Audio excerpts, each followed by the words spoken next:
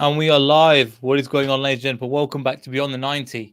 Hopefully you can hear me. Again, sometimes I have issues with the microphone, so just let me know if you can hear me. However, we shall jump straight into it. So I thought there wasn't going to be that much to talk about. Obviously, we're still hyped for the win and things like that. But Leicester City, again, are in a great position now in terms of, again, if my internet's playing up, I apologize. In terms of where we are, we've got the Bournemouth game coming up. We're going to look over the Nottingham Forest game. Again, get your thoughts in the comments down below. I'll try and respond to as many of them as humanly possible. Just me for today. And the internet's playing up, which is really annoying because it was fine until this moment in time. So one of the things I was going to say for you, apologies. So again, we're going to look at the Forest result. We're not going to mention Brendan Rodgers. Sorry, I'm not going to mention James Maddison so much, but we will just have to continue. Again, apologies if the internet is being super laggy. I'll try to fix it live as I can. So we'll get into some of the, obviously still buzzing about the result. Now that it's kind of the dust settled a little bit, I'm going to be honest and I'm going to try and show you some statistics that may not look in the best light. It's still a good position to be in where we are at the moment. However, there are things that definitely do need improving. So let's go to the Forest result and let's bring it up right now. So one thing I want to bring up is XG. So I'm not the biggest fan of XG, but it's something that we've been lacking around for a while. Leicester City have maybe scored like 1 to 2 XG. And unfortunately, this Forest result was kind of not similar. Forest had more XG, 1.35 to Leicester's 1.27, which is weird. Considering the game that we had and the good amount we played, it's a bit strange to see us, again, down on the XG, which shows that we haven't progressed maybe potentially as much as I thought we should do. Not the best. XG isn't everything. We won the league without XG. However, it's a good indication of if a team's creating chances and actually going to put them away, and if they're built for long-term success. Don't believe that's the best. Looking at made us look the best. However, I'll take it. The fact that we needed them 3 points so badly, we're off the bottom. Yes, we are second bottom, and against our local rivals. I mean, if it didn't go in, if the 4 goals didn't go in, Maddison didn't turn up, we are looking at a very sticky situation if Forest won that game. We're rooted to the bottom of the Premier League. But there's going to be some other things we're going to look into. Again, if you have any other thoughts, leave them in the comments down below. We're going to go over tactics, formations. We're going to look at Bournemouth. I've actually read recently that they might be taken over by another consortium, another American consortium for 120 million, which was just kind of came out of nowhere. So Rob Tanner and The Athletic tweeted about it. So one thing I'm going to do is I'm going to go to have a look at the actual game, the Leicester City game against. So what do you think changed? Because something drastically changed. That was the City I was used to see. That team that we played and how we went about playing it. I just thought it was really good. Second half, not going to lie, it dropped off a bit. People like Harvey Barnes, we know how good Harvey Barnes is. But we just need to... I was a bit frustrated with Barnes in the second half. I think Aurier played him really well, but Aurier is a walking red. We know this. Barnes, I just want somebody to put his arm around him and go, look, you're a better player than this. You can really push on to another level. And Barnes, for me, again, took his goal fantastically. Really well played. And I'm hoping to see more of that in the next game. Again, we'll talk about James Maddison and some of the phenomenal stats around him. Gray's in the box. Hopefully you're doing well, mate. Evening, Neil. Hopefully we can carry on where we left off. Let's hope so. Again, we're going to bring up some of the press conference, some of the injury situations because it's not looking pretty, but I'm hoping this 4-0 is kind of the slap around the face the team needs. Now we get the confidence. Now we can move forward. There were still problems defensively. They cut through our defence at times and it was just non-existent. So a good save from Danny Ward. Nottingham Forest just couldn't finish. They really couldn't. And one of them went wide, one of them was offside, and one of them, again, it was just Brendan Johnson just couldn't sort his feet out and the spin went away from him. But apologies for that. We got the win. That's all that matters. But there are signs to go, okay, we have to be a little more level-headed. It's a great result. 4-0. Fantastic. But we have to be a bit more honest in what we're looking at.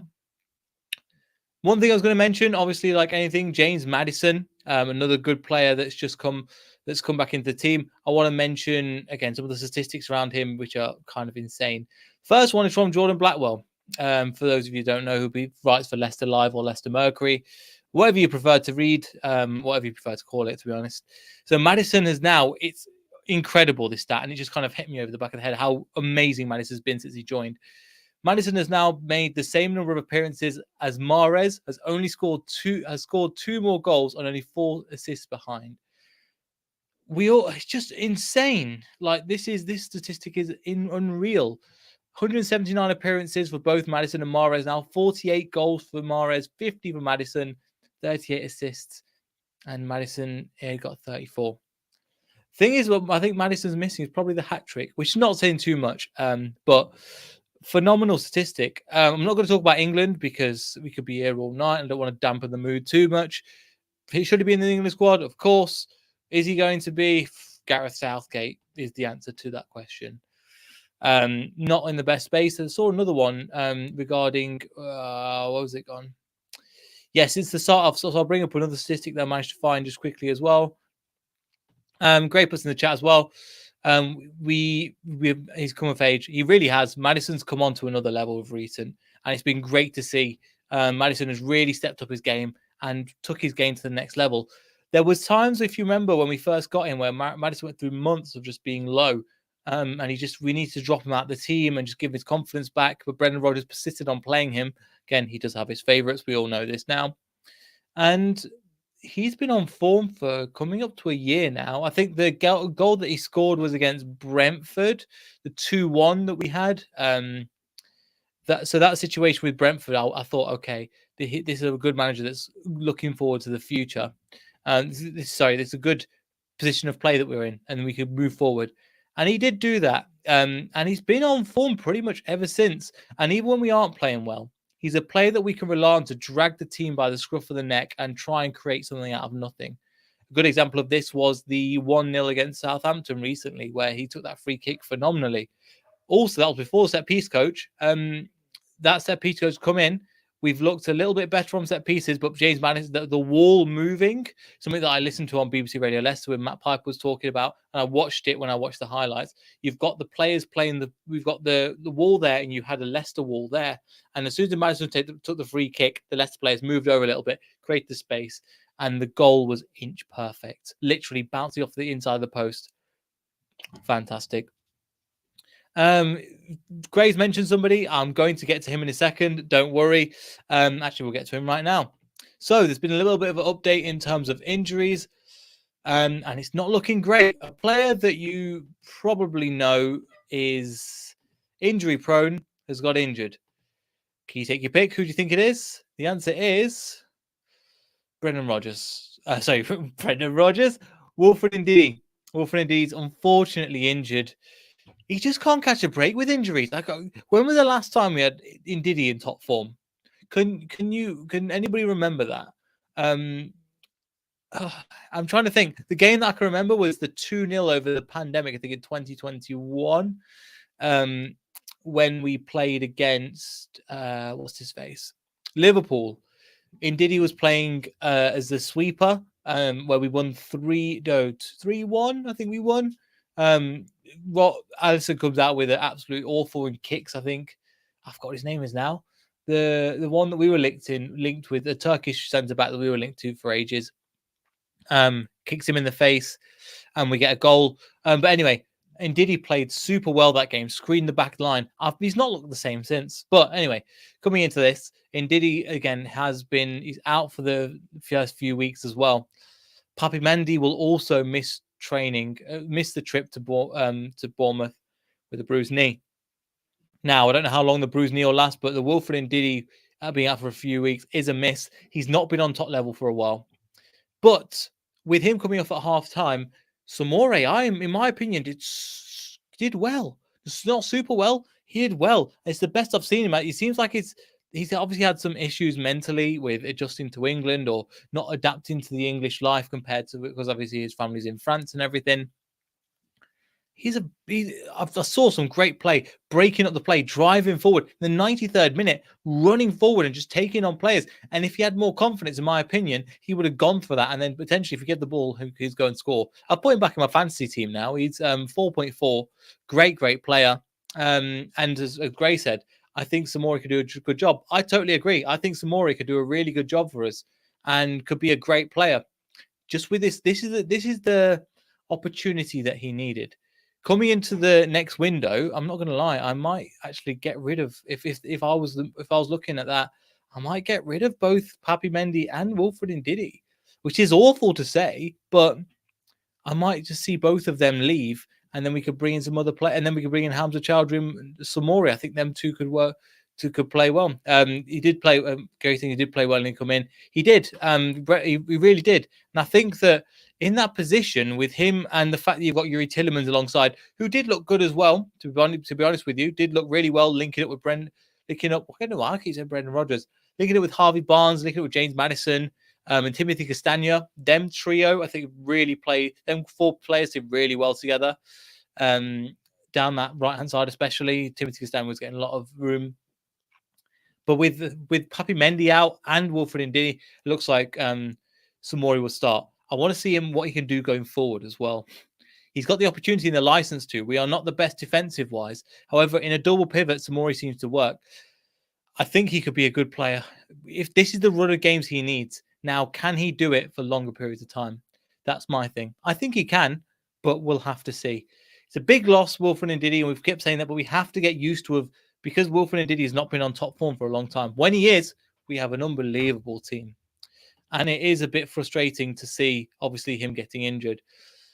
But there was a couple of other comments I was going to mention. I don't know if you've seen Johnny Evans' comments about Brendan Rodgers and that they're behind him. So I know you know my thoughts, guys, about Brendan Rodgers. I'm not a fan. It's going to take more than one win to really adjust. The Bournemouth is a test. If we get another 7 points, if we can get another 3 points, or put us up to 7. It's not going to be easy. Bournemouth are a team that a lot of people sleep on. I think they'll be doing really well under their new manager as well, since Scott Parker left. So we're in a good position, but yeah, we'll have to see what happens.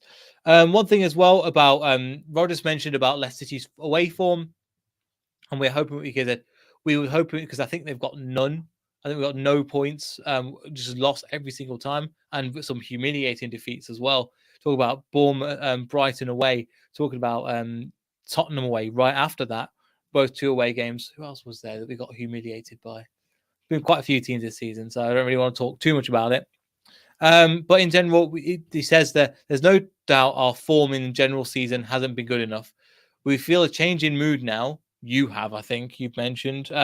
It'll be hard against Bournemouth. It won't be easy against Bournemouth. I think people want to continue momentum, including myself. I don't want the team to lose, but it's going to be a test for us. And hopefully we can get into the clean sheet. Danny Ward's been a player that we've talked about at the moment. And Danny Ward's a player. He's got his clean sheet. I think he made a couple of good saves. I think he dropped the ball from a couple of corners, which I was really nervous about. He came for the ball, didn't quite get it, or didn't punch it with confidence and didn't move it in the way that he was probably supposed to, which wasn't the best. But you know what? The signs are there. The win is there. But we have to get better from defending. Hopefully the set piece coach will help as well. But defensively, at times, we are all at sea and we're relying on other players, other teams that we're playing against to bail us out. Jeff's in the box. So Fox to Fox Report. Again, make sure you go and subscribe to. So type in Fox to Fox Report on YouTube. Great channel, fantastic editing. Jeff really knows what he's talking about as well. One of the Foxes from North America. It is not a surprise at all. He's recovering. Look back to against the Forest match. I don't think he did, mate. I genuinely don't. He's been injured. Bearing in mind he was injured at the beginning of the season. He's come back. He's got injured again. He's just constantly picking up these injuries. I think he might suit a league that's not as physical as the Premier League. And I hate to say it because I love Ndidi, but he's just not looked the same for another year and a bit now. And I don't know how long this can keep going. He comes back in the team and he's a great player and he plays that sweeper role. But I think what they want, the reason why we've gone out and signed Samore is that Samore can do that role, but also can bomb forward. He's got better vision, better passing. He's got better physicality. He's quicker, and he can do the defensive work. So in kind of the Declan Rice role, where they're wanting a player that can do multiple things. And I'm not saying this to hate Ndidi. I think Ndidi's a great player, but at the same time, he's been here since 2017. He's had a phenomenal few years with us, and nobody's even put a bid in for him. And I'm not saying they have to, but I just think maybe his time is not as good. And you're saying there's a prime Ndidi somewhere. There is, and I just don't see it going to fruition for Leicester. If I'm wrong, I hold my hands up and I say I've got this completely wrong, and I want Ndidi to come back and smash it for us. But I just don't see it. We'll have to see. Ndidi's a great player, don't get me wrong, but at the moment, it's not quite happening. One thing as well to mention about Bournemouth, I don't know if you guys have seen, just something that's been mentioned as well. Daniel T's been put under. Indy's been brought back from injury. Potentially, he's put straight back in the team, and that's the thing. So with Rodgers and the way that he wants to play, he will bring the players straight back in. But also, it seems like Ndidi's a little bit made out of glass, which is frustrating because I know Ndidi's a good player. I just don't want to keep harping on about it because I think he's a good player. But how many injuries has he had? And it's just been week after. Oh, he's out for a few weeks. He'll come back for a few games, out for a few weeks, come for a few games. And you can't build that momentum and that game in, game out presence. And it's not like he's been throwing himself into challenges as well. I don't know if he's just got one of those reoccurring injuries now. Okay. So yeah, anyway, back off Ndidi. We'll try and talk about something else. Again, there's now that we're coming up to the World Cup is only about 6 or 7 weeks away now. Can you believe it? The games are coming in thick and fast. I'll bring up the LCFC fixtures for you. But there is quite a few fixtures in this month. Not the most that we've ever seen, especially, but there is quite a few. There's 4 matches now, and that's not. And then so there's 4 matches plus potentially the Aston Villa game, maybe if it's rearranged. Hi Chester, good to see you, man. Yeah, good to see you. Present screen. Let's go to this one so we can show you. So again, it's not just Saturday. It is that Saturday, Thursday, Saturday. Okay, it's not too bad. But I thought there'll be more games. Again, maybe the Aston Villa gets thrown in there as well. Because I think there might be another. So after this, we've got Crystal Palace, Leeds, Wolves, and then Man City at the end of the month. This is an opportunity for us to pick up points. Bournemouth, and then Bournemouth, Crystal Palace, Leeds, away to Wolves, and then to Man City, because there's some great teams there. There really is. But what can we do stuff against them? This is where we should be picking up points. This is where we should. So we should be able to climb the table, just getting a few points here and there. Because I think we can climb the table, hopefully. Again, the XG needs to get better. Defensively, we need to get better. We need to let the attacking players do what they can. Barnes needs to come back into form like we know he can. But I'm glad we got the win again. So I don't want to sound like a broken record, but we have the reason why the Nottingham Forest game felt frustrating because it felt great, but we know this is the level that Leicester City can perform at. And since the beginning of the season, we've not been performing at it for the full 90 minutes, potentially for 45, 60 maybe. After the last 30, it dropped off. We played well, but also we have to, these two, and Nottingham Forest played poorly. Two things happened at the same time. You won't have that when you come to the end of the month, when you've got Haaland breathing down Walt Foss's neck. That will be a game that I'm hiding behind the sofa for. I'm not going to lie. That's what Gray says as well. I'm scared. I really am. That's not going to be pretty at all. That one changed to 3 at the back. Play that we did against the 5-2. If we play 5 at the back, 3 in midfield, 2 up top, that's the way I would do it. Because we need to change something up because we can't keep doing that. Some of the things to think about. What else have we mentioned in terms of some of the squad? I'll bring up the squad that played against Forest. Did I mind you that we beat them 4-0? But it's all right. It's a rivalry. It doesn't matter, does it? So we've got the Ward, Castagna, Evans, Farce, Again, everybody keeps pronouncing his name differently. It's Walt Fast. I remember seeing it on LCFC. Justin, Ndidi, Madison, Tillemans, Dewsbury Hall, Barnes, Vardy. So the only player that is going to drop out is Wilfred Ndidi. Would anybody change anything else from this formation? So I think this is pretty strong, in my opinion.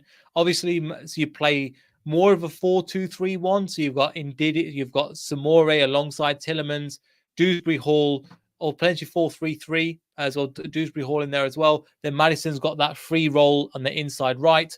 Barnes, again, taking players on. That's what I want to see more of. Because he ran Neco Williams stupid. Neco Williams, or I think it was Neco Williams, didn't know how to live with him at all. So having that him and just taking him off, the reason why he got removed at halftime, then brought in Serge Aurier, who did actually play him really well. So, but I want to see Barnes just actually tear it up for both halves, and just don't get afraid. You're a good player. I want to see him go. Vardy, again, he was back to his off the ball running, which was really good. He's just going through a bit of form at the moment, which just isn't happening. And I think he'll get the goal. But overall, yeah, we'll have to see. And the fact is, in case Vardy isn't working, like he wasn't, but he kind of was becoming less and less involved in the game. He was involved for the first 45 and then he dropped off a little bit, which is why he was subbed. Again, Brennan got his sub spot on for that game. I'm not going to lie. But Jamie Vardy Jamie Vardy came off. Then you brought Patson Daka on. You're going, my God, we've got another player here. Great, just ran that defense ragged. Got his goal, took it beautifully. It was very similar to Vardy against. It was similar to Vardy against Germany. When Vardy was playing for England, and the other one that I was thinking of as well is against Man City. Remember their little for Vardy's hat trick? He got that little flick around the corner. And put it in Edison's near post, I think. So, yeah, it was a great game. And again, so it's showing that he's got that ability in him and he's a good player. But I think, as you were saying, let's have a look. The 4-1-4-1 formation works out perfectly. I don't trust Samore as that single sweeper. I think he needs somebody alongside him. If you look at the Lille side, they played that 4-4-2. And they played one comes, one goes, one stays. I think you'll have to pair him up with Tillemans. But again, they both speak French, so that could work out quite nicely as well. And also, you've got somebody like a Dewsbury Hall who could drop back and provide that double pivot. So the 4-1-4-1, again, it's very similar to a 4-2-3-1. You've got one up top. And Madison then plays on the inside. So it's kind of, you can get away with it. Also with Castagna playing right on that right-hand side, you can move him right up that side. Jeff, if you want to join, mate, let me know on Twitter. Let me know and I'll send you the link if you want to join. But it's a formation that could work. And I think Brendan favors the 4-2-3-1 as well.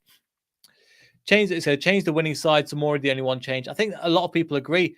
I would like to see Daka in. I think not from the start, but I'd like to see him come on at 60 minutes and terrorize defenses. We know we've got the attacking talent. We know Madison's in top form, and Madison got the assist for the goal. So letting Daka kind of do what he needs to do. He can bring players into play. You know how one player that has been completely forgotten is Kelechi Iheanacho. Again, completely forgotten, but in the form he's in, where does he play? It's really frustrating because he's so good. Yeah, and then somebody Jeff puts in here, maybe switch the formation, Daka and Vardy, and have Vardy come on, then Daka did on Monday. Yeah, or have it the other way around, again, depending on how you want to play. And I'm trying to think of what other information that I've got. So yeah, we want to accumulate as many points as possible. Rod is on Samore. He says he understands what it takes to succeed in the Premier League because it's come to a different rhythm. Because it comes with a different rhythm to the France game. The beauty with Samore is he has all the physical quality to play at the top level.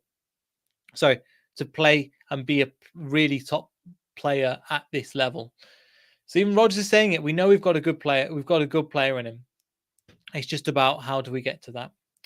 Okay. Anything else we've got to, again, where is James Madison in terms of the goals and assists? Premier League top scorers. He is joint 4th.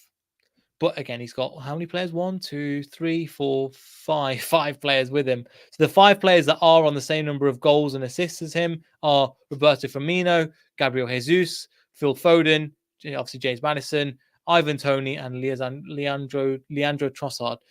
Obviously, he's in a really good position at the moment. He finished the season really strongly last year. I'd like to see him up there in terms of position, but there's a lot of people. You look at some of them competition. I think Trossard will drop off a little bit more.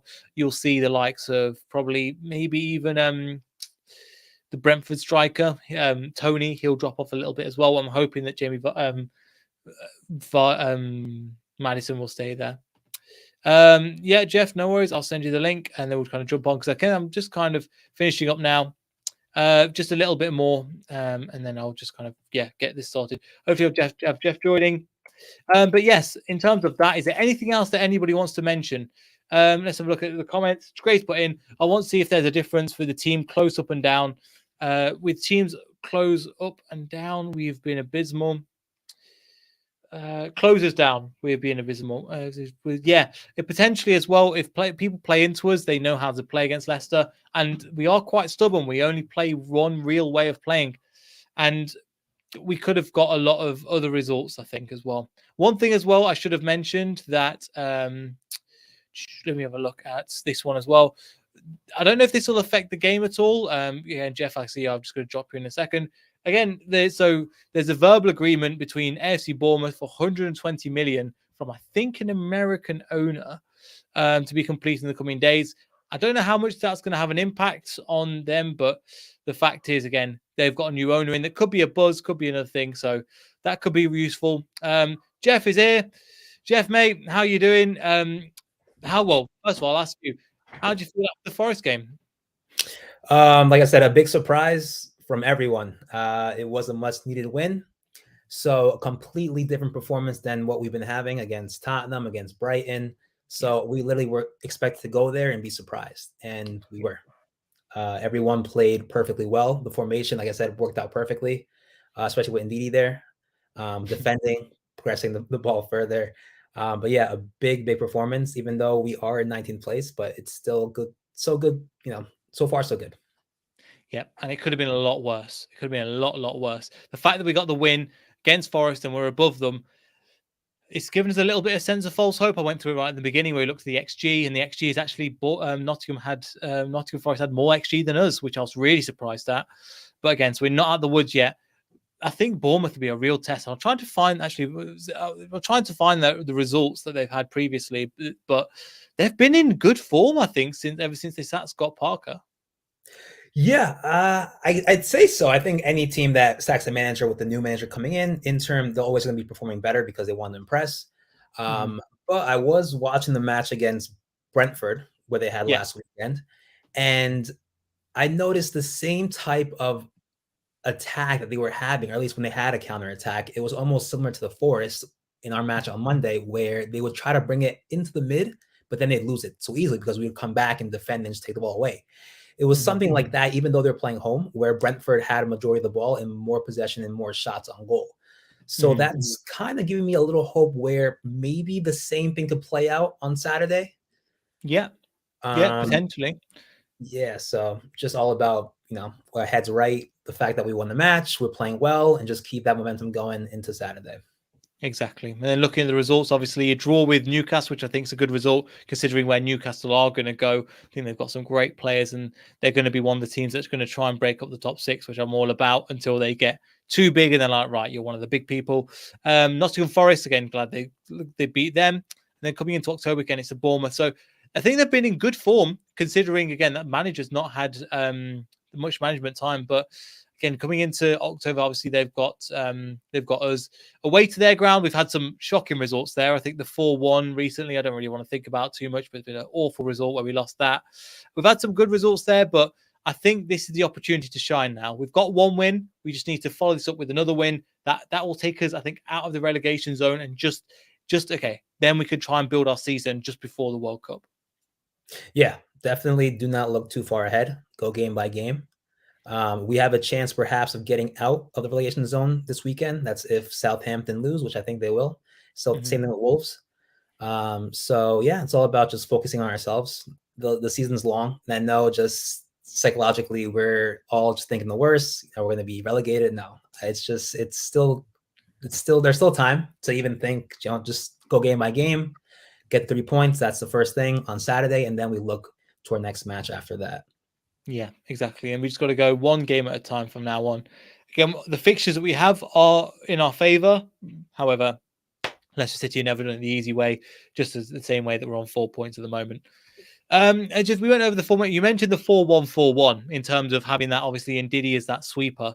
Do you think that Samore could do that role?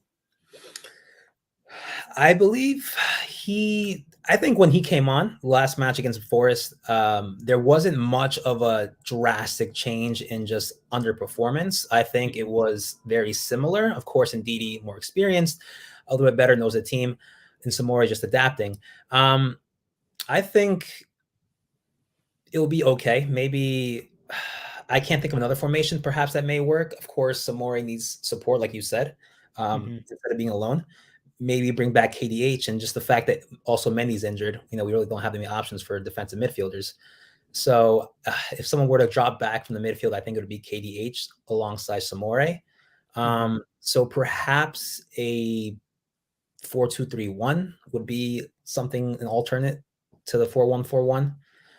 But given the fact that Samora has improved compared to last season and just getting much more comfortable, taking the ball away, trying to actually attack with the ball as well, I don't think he, would have too much of an issue if he were to play that 4-1-4-1. Potentially, I think as well. And then, yeah, you're right. Having KDH gives you that kind of defensive solidity alongside him. And I think one thing as well is that people forget, for example, there wasn't too many amazing games last season, but one of them was the 1-0 against Liverpool at home. And we defended with that fantastically. Just coming off a defeat to Man City 6-3, we set up, and Samori was part of that midfield. It was him, Chowdhury, and I think Dewsbury Hall, who them three ran that midfield against a very strong midfield in Liverpool. This is something that I'm hoping that we could implement similarly to we're looking at Man City at the end of the season, because with Haaland in form and our defensive problems this season, we have to pray for that one, because that's going to be a hard game. Yeah. Like I said, it's always it's just about going game by game. Certainly, we analyze every single game. What happens? What are the defects? What can we improve on? Just like in the match against Forest, there were 2 attempts. The first one with the striker of Forest, Ndidi and Tielemans were just standing still, and then just Lingard just gave a through ball right in between them, and then next thing you know, he just passed Tielemans and Ndidi, and all he has is Evans and Face. So things like that, where we are organized, but it's just moments of time where we just kind of have that little bit of just disorganization, and then we're left with like a 3v2 defending. So just game by game. Man City, yes, they are in form. Haaland, I don't know if he's going to break Vardy's record, but it's always those big six matches where somehow we just perform better, or perform perform in a way where we do not expect it, and we just play a little bit better. But definitely agree with that. Definitely agree with that. And I think it's one of those things where, again, we'll come back to the Bournemouth match, but there's not too much to talk about. But obviously, James Maddison's in form. I think he's a player to look out for this season. And he's a player that's going to be, I think they're going to look out for as our star man. And he's kind of levels above pretty much anybody else. But there's players like Barnes. I'm like, right, if Maddison's going to be marked out the game, we're going to need you to step up in this case. Yeah. Going to Barnes, it's always something where you think he's getting better, but sometimes the next match he won't perform as he performed in his last match. So that's the inconsistency where, it's kind of like, when are you going to like progress, match by match, and stop like progressing, and then, under progressing, and vice versa. But it's so far so good. I mean, hopefully this goal for Barnes motivates him more to, keep on taking on players, cutting into his left or right, and just taking those shots outside the box. Yeah, hopefully so. Brilliant. Is there anything you want to mention? Because I think I've covered the majority of it since we finished. Again, apologies for the link and things like that. But no. I've left your links in the description down below as well. But anything you want to mention before we finish? No, but just fully confident in this match coming up. Like I said, Bournemouth have some similarities to Forest compared to that last match they had against Brentford. So I think if we have our heads straight, go with the plan, and just stick to it, we're going to get a good result. I'm hoping so as well. Jeff, thank you for joining, man. Feel free to plug away. Again, links are all in the description for you, but feel free to plug away as well. Yeah. So just like Neil said, Fox Report. Just look it up on YouTube and also on Instagram, TikTok, and Twitter. Brilliant. Appreciate you for coming on, Jeff. Again, you like, subscribe. We'll be live after the Bournemouth game, so make sure to tune in for that one. Hoping for a win. Let's see if we can make it 2-2. Thanks, everybody, for joining. Like, subscribe. We'll see you all in the next video. So goodbye.